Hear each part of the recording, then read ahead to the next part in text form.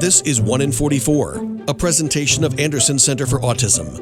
1 in 44 is a weekly show devoted to autism spectrum disorder. Good morning and welcome to 1 in 44, the weekly talk show on topics related to autism spectrum disorder. I'm your host, Eliza Bozensky, and I'm the Chief Development Officer at Anderson Center for Autism. This morning, I am speaking with another scholar from our Anderson Center International Program. I'm thrilled to be talking with Fahim Ferdoush.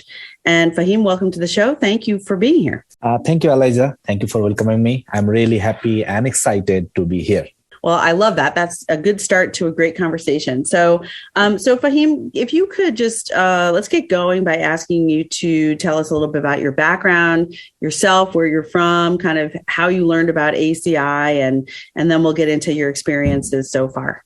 Thank you very much. So I grew up in a northern part of Bangladesh. I grew up in a remote village. Bangladesh is a very little country in South Asia. We have very nice nature around our country, and there's sea, ocean, river, everything if you want to see in Bangladesh. So I will always welcome everyone from Anderson to visit my country someday. Ooh. So I can always host them every time because you guys have a friend named Fahim in Bangladesh here. So that's very sweet. Thank you. You are Sounds welcome. Beautiful. So I studied psychology as my bachelor in University of Dhaka. Then when I completed my professional masters in school psychology, I also from the University of Dhaka to fulfill my dream and my passion to work for the mental health field and also from the people with neurological disorder or people with autism and other neurological disorders. So I started working with BRAC. This is the leading non-government organization in BRAC in Bangladesh. Mm-hmm. We worked for the Rohingya community who was fled from Myanmar to Bangladesh for a conflict. And I worked there as a psychologist, and I also worked with the child protection. So I was very close to work with the children with like people with autism, also people with like all the other kind of disorders and people with other disorders. So then it's first happening with me that I started growing a interest in myself to work with the people with autism. And during my internship, I also worked with a special education school, and also there is a Bangladesh Pratibudni Foundation. It's the translation will be like Bangladesh Foundation for the people with autism. So I also give my interest there. Then some of my friends who are already here in the Anderson, who was previously come here, they went back to Bangladesh. Some of was here when I was applying. So I asked about them. What does the program look like? What is their training plan? What is all the kind of things? They shared me all the things they know about Anderson. And then I applied through the website. I get to know the international program coordinator, and I'm here since June 2022. That is awesome. All right. So you've been here since June of 2022. So you're kind of in that maybe 8 months in or so. Yeah, that's right. Okay. So right about halfway, probably, or a little more than halfway, I can say. Yeah. So, but that's really cool. I will say that I've interviewed several scholars from ACI on this show most recently, and I think you're the first person to say that you actually really came through word of mouth, that you knew enough people who'd come through the program that they were the ones who shared with you their experience, and then you went from there. So that's very cool. That's great for us to hear that people are having a good experience and then recommending it to colleagues and friends back home. So that's great. That's true. So, but also you share something in common, I think, with a lot of people that I've spoken to who've gone through the program, where your work and your educational background in Bangladesh did help you to sort of kind of hone your interest in working with children and individuals with autism and other developmental disabilities. So you're coming from Bangladesh with a pretty high level of work experience, educational experience. What were your hopes? So this is before you got here. Go back in time a little bit, but what were your hopes when you first got accepted into the program and were on your way here? What were you hoping to get out of your 12 months here at Anderson? That's an interesting question. So when I first get to know about J1 program in the US, it is like a cultural exchange program. So and as with Anderson, I have met more than 10 friends who are from outside of Bangladesh, like different countries.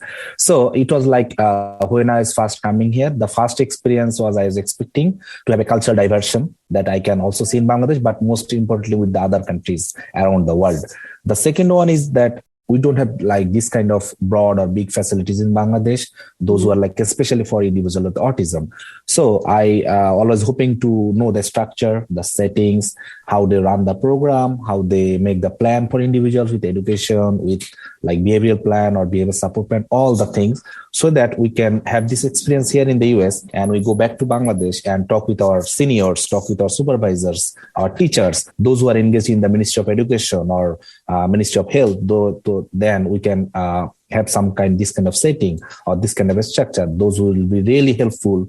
Those individuals in Bangladesh who are like have really struggling with autism and other neurological disorders. So this was my first two expectation from Anderson. The last one will be like experiencing US culture, because the US is a more diverse country than any other country in the world, because in US, you can find like people from every single country of the world, like 200 people from 200 countries. So I also want to experience that thing too. Well, those are great goals. And we're going to take a break in a minute. But when we come back, I'm hoping to hear so far how those have turned out for you. I know that there was a trip to New York City in December. I'm hoping you had a chance to go do that. And it's great to hear that you had a sort of a really well-rounded outlook on what you were hoping to experience while here, both sort of socially and culturally, and also obviously professionally, in terms of what you can bring back to Bangladesh, in addition to what sounds like, already sort of a solid foundation in terms of your professional goals and also the impact you're having there right now. So let's go to take a quick break. And when we come back, we'll dive into what happened once you did get here and over the last several months. And then we'll end kind of talking about what you intend to bring back and what advice you might give to somebody who's considering this program for themselves. So this is one in 44, the weekly talk show on topics related to autism spectrum disorder. I'm your host, Eliza Bozensky, and we'll be right back. There are a ton of social networking websites, but one stands apart for a very special reason. This one saves lives. It's matchingdonors.com. Matchingdonors.com links organ donors with people in need of kidney and other transplants. In the U.S., 22 people die each day waiting for an organ transplant, most of them for kidneys. If you've ever considered becoming a living organ donor, or if you're someone in need of an organ transplant, visit matchingdonors.com, home of the greatest gift of all, the gift of life. Matchingdonors.com. It's been said that when someone you love has Parkinson's, you have Parkinson's. The Parkinson's Foundation knows that the disease doesn't just affect the diagnosed. It affects everyone who supports and helps care for them. If you or someone you know is living with Parkinson's, a neurological disease that affects movement, we understand that it can be difficult to know where to find help. If you have questions, the Parkinson's Foundation has answers. Answers for everyone in the fight. We can help you understand the disease, help you find expert care and local support, give you tips for living a better life, and share the latest research. Find your answers and join us in the fight against Parkinson's. To learn more, please go to parkinson.org or call 1-800-473-4636. That's 1-800-473-4636. The Parkinson's Foundation. Better lives together. Sometimes I just cannot believe all the storms we've gone through here. I can only hope that we'll be able to leave this house to you one day, baby. You're our legacy. Planning for these disasters will make sure we're safe, and is the best way to protect that legacy. You know what? We should make an emergency communication plan. That way we're ready this year. At my dorm, we have emergency kits for earthquakes and wildfires, but I'm sure there's something more local I can send you with a link. Okay. Smart.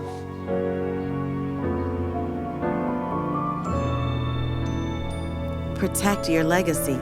Visit ready.gov/plan for the tools and tips you need to start your emergency preparedness plan today. Brought to you by FEMA and the Ad Council. Oh, Brad's buzzed. Oh, yeah? Yeah, he's starting with the woots.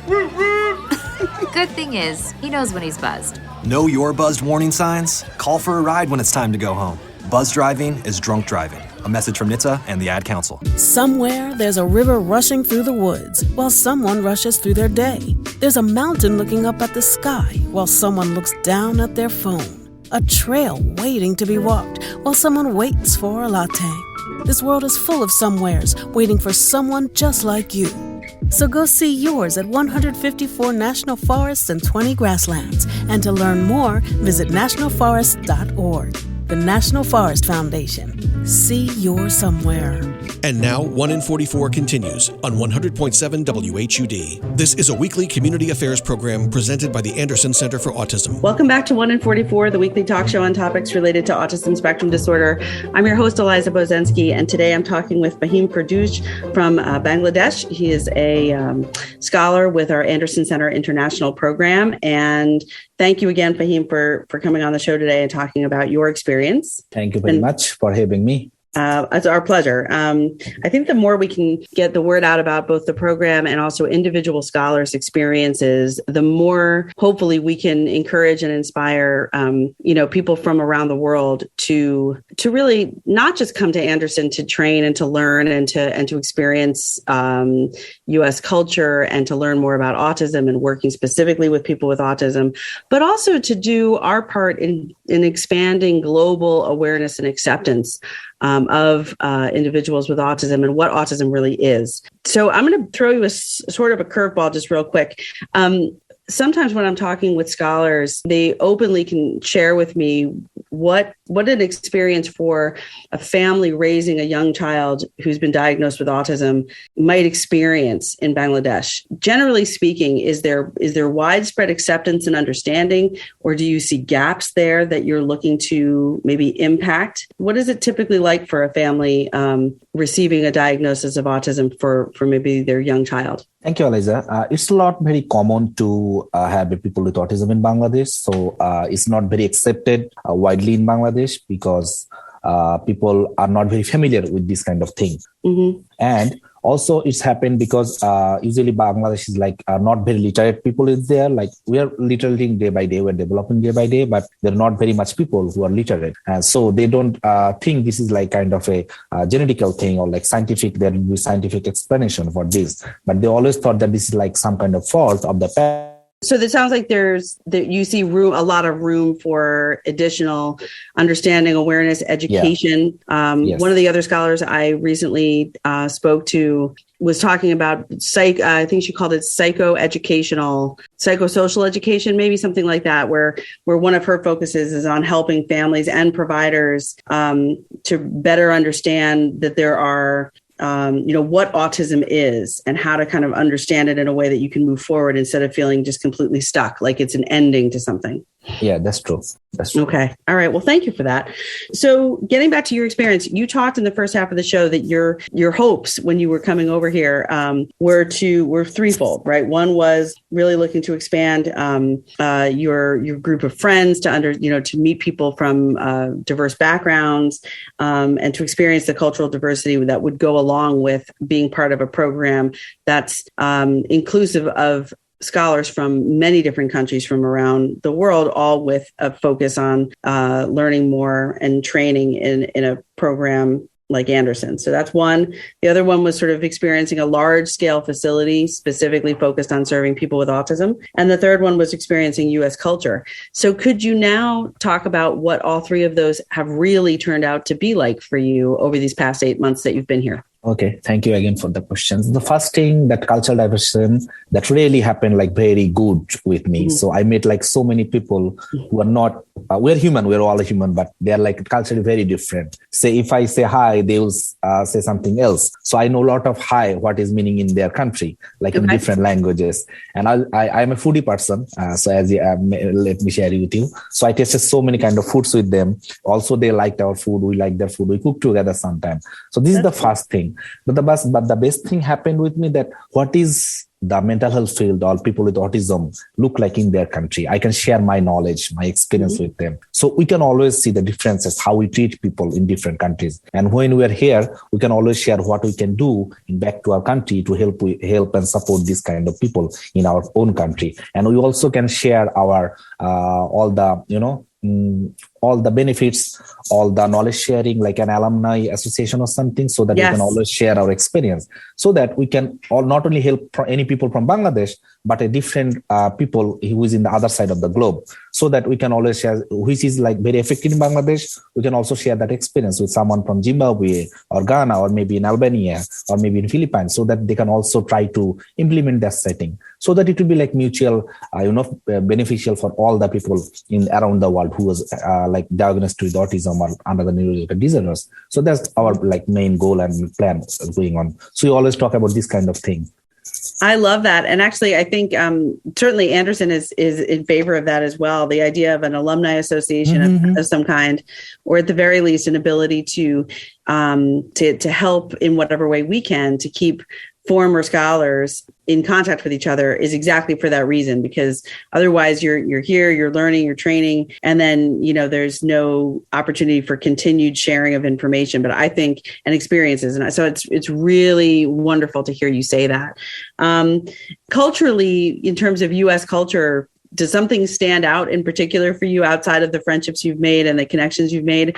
Is there something that you really wanted to see or experience here that you've had a chance to do? Yeah, that's because I enrolled in the University of Albany for a autism special program. That's like a extra course. I was interested, so I get enrolled on that. It was an online program, and I'm really loving that program, so that I can learn some more from University of Albany. It was an online thing.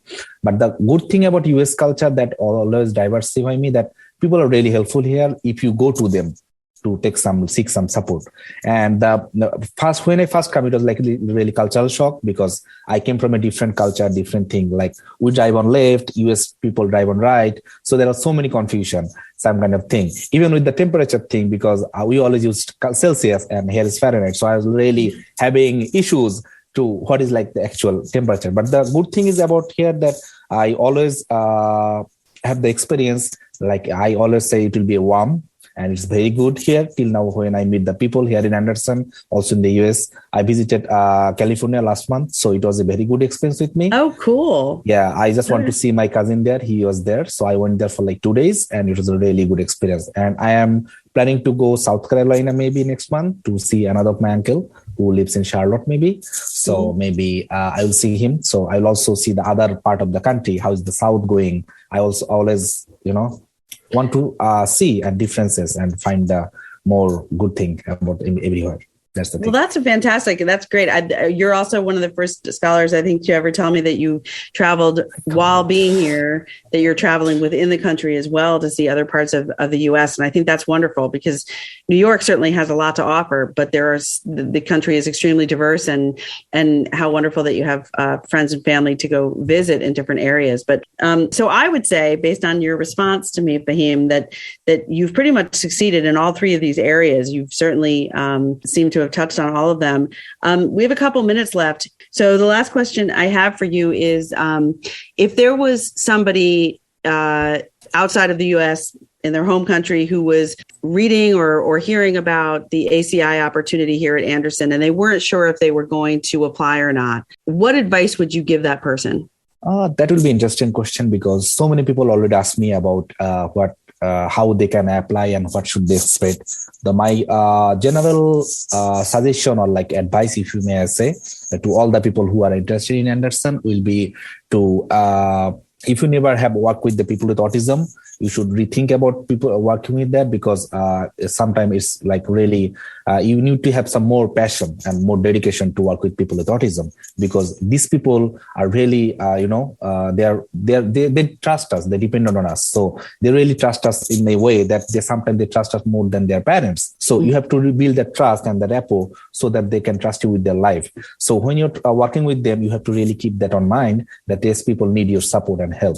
So when you are applying here, and you can come from any background, any country, any culture, but when you're coming here, always keep that in mind. These people are really desperately need our help or seeking our help. So when you're working with them, keep that all in mind. Be friendly, be very warm, be very dedicated, and always seek to learn new things, always in everything. In the school, in the preschool, in the adult service, in the resident service, there is always some door to learn. And Anderson is very good with learning. If you want to learn, they'll give you everything you want to learn. So I have so many courses on Relias that I'm enrolled in. I'm learning every day. Whenever I got some time, I use my desktop in my manager's office or his IT room's office so that I can try some new thing. It's leadership or management or HR or even with the autism or everything. And if you're really interested to work with Anderson, they have some really good scholarship programs so that you can learn some more about applied behavior analysis, autism spectrum disorder, all the things. So it's a really good opportunity. People should come and see the differences they can have here. That is a great answer. Thank you, Fahim. I think it's wonderful to hear that, your advice in terms of being open, being warm, being ready to learn and ready to interact and recognizing the needs of the people that we're serving here at Anderson, but also great to hear that you sounds like you've really taking great advantage of all the opportunities here, including those additional learning opportunities in terms of leadership and management and taking that course at University of Albany. So I wish you all the best. I'm thrilled that you're here, and I really appreciate you taking the time to share your story and your experience on the 1 in 44 podcast today. I'm really grateful, and thank you for having me. Have a good day to everyone. Thank you. You too. This is 1 in 44, the weekly talk show on topics related to autism spectrum disorder. I'm your host, Eliza Bozensky, and remember, Anderson cares. You've been listening to 1 in 44, a weekly presentation of the Anderson Center for Autism. Join us for another edition of the show at this time next weekend.